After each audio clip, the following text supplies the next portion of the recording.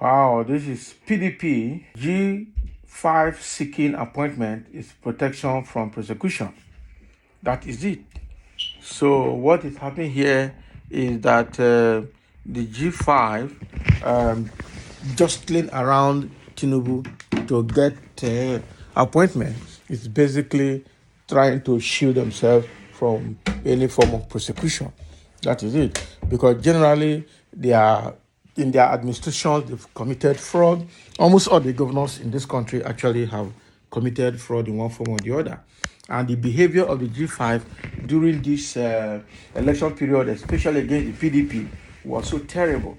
But the worst of all was the group of the G5 that went to support APC. That is how bad that one is. We've seen a situation where Nweke is running around Tinubu. He could not leave PDP completely and could not openly campaign for Tinubu, but was staying in PDP and working for APC at the background. And he said he was going to retire. Himself and El-Rufai said they will retire and they will go home and rest, that they're tired of stress. But now they're all jostling around that sort of looking for ministerial position. So that is what Atiku is saying now, that G5 seeking appointment is just protection from prosecution.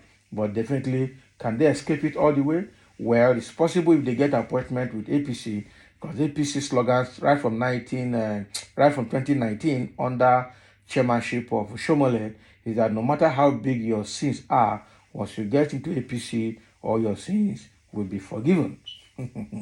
Now, former Vice President Atiku Abubakar has said the G5, consisting of former Governor Nyesom Wike, Samuel Otom, Ifeanyi Ogwanye, and Okezie Ikpeazu of Rivers State, Enugu, Abia State, are seeking appointment and protection from prosecution from federal government. Atiku, in a statement by his special assistant on public communication, Frank Shaibu, said their decision not to support his 2023 presidential bid has nothing to do with patriotism. The former vice president, who was reacting to comments by former Ekiti State Governor Ayo Farishe on why he did not support the PDP presidential candidate in the last election, said the latter ought to have been bold to campaign for President Bola Tinubu and the All Progressive Congress in the last election.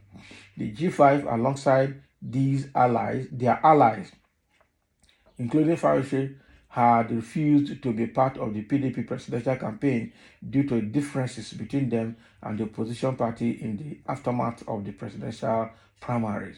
Atiku noted that the former Ekiti governor, who admitted in a television interview that he worked against his party in the last presidential poll, was only running from pillar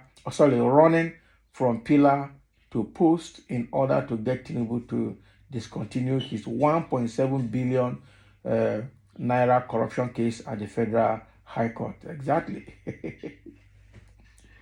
And that is exactly what it is. That is Farishe himself.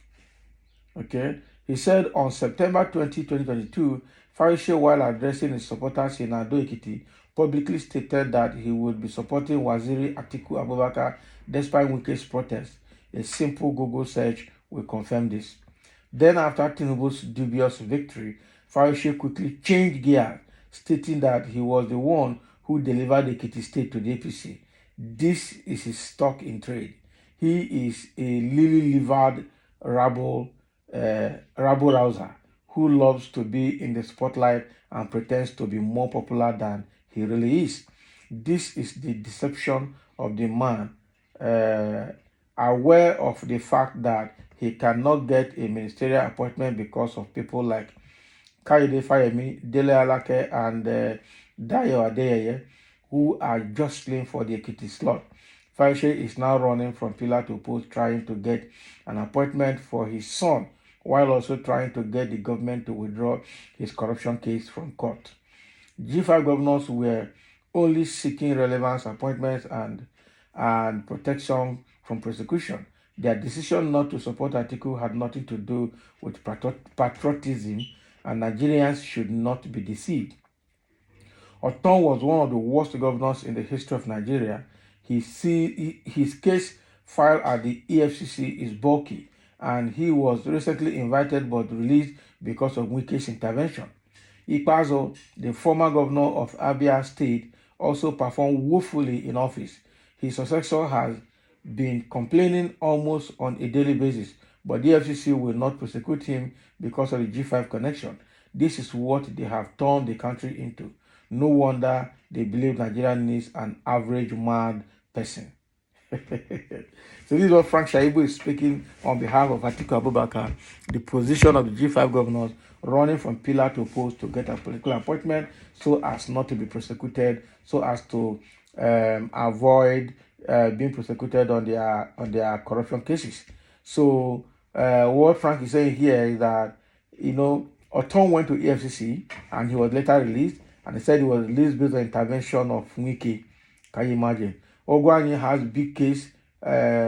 Even Fayoshe, not Fayoshe, what's his name? Yes, now Aya Fayoshe also has big case with EFCC, about 1.7 billion naira case, and all of the which governors have not get case is the one that they have dug out that we know. What about the ones that have not been dug out? Almost all the governors in this country. What about the governor of Kogi State? What about the Gandola of Kano State? Or is it Erufai of Kaduna State? All of them stole badly. Or is it Okowa of Delta State? All of them. Or is it Lagos State that both Tinubu and Sanwo-Olu have put in their pocket and running things by themselves, and only God knows what they have taken from government coffers. So it's quite unfortunate that Nigeria is in that state. There's no governor that has clean hand in this country.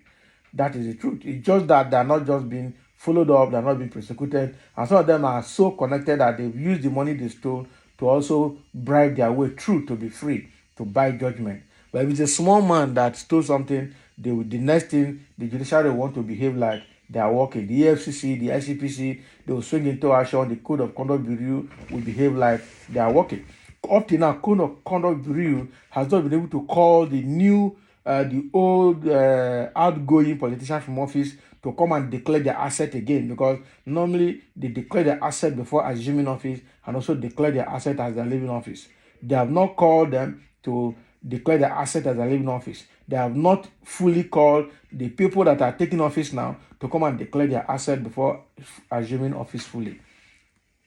And then they will come and tell us they know what they're doing.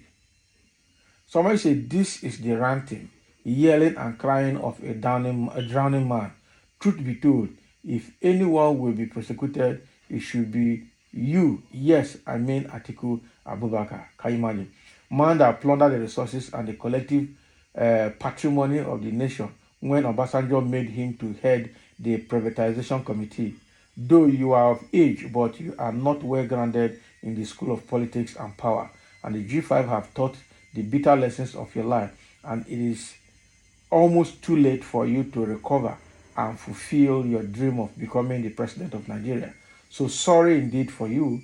Just continue to enjoy the money you have stolen. Can you imagine? That is what somebody is, Adetokun Olatunde is now speaking on behalf of APC, I'm sure. Somebody said, I thought you said the G5 were not relevant. So they are this powerful. For awful performance and corrupt allegations, you are not different. That is it. They're giving Atiku Abubakar his own too. Of recent, the social media platform has not heard from Daniel Bwala, a court and nail lawyer, and aide to articulated thief Abubakar. Can you imagine? Daniel Bwala. So for some time now, they've not heard from him. Your failure is at the right direction. Leave G5 governors alone and concentrate on your tribunal matter. Can you imagine? The truth of the matter is that Nigerians are tired of both PDP and APC, and that is why everybody wants Labour Party at this time around. But unfortunately, the fraudulent APC will not let peace reign, and that is where the issue is. I just hope we will get it right at some point. So thank you for listening, and let's have a comment.